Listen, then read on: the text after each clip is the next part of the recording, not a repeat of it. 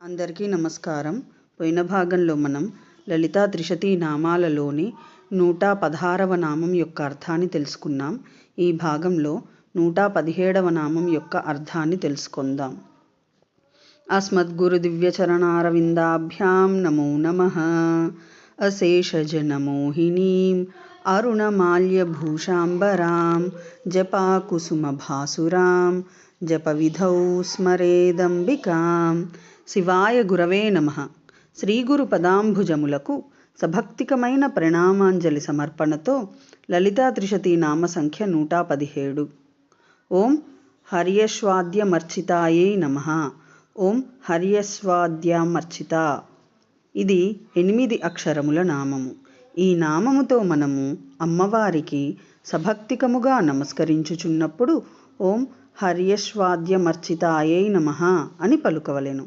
హర్యశ్వాద్యమర్చిత ఇంద్రాది దేవతల చేత సేవక భావముతో నియామకముగా అర్చింపబడునది అని అర్థము.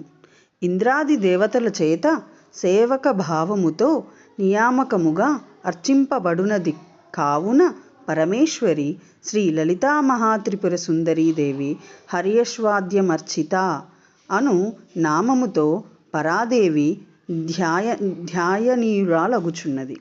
ఓం ఐం హ్రీం శ్రీం హర్యశ్వాద్యమర్చితాయై నమః. శివశక్తిరూపాయ నమః శివాయ. ఓం ఐం హ్రీం శ్రీం శ్రీమాత్రే నమః. సర్వం శ్రీ సద్గురు దివ్యచరణారవిందార్పణమస్తు.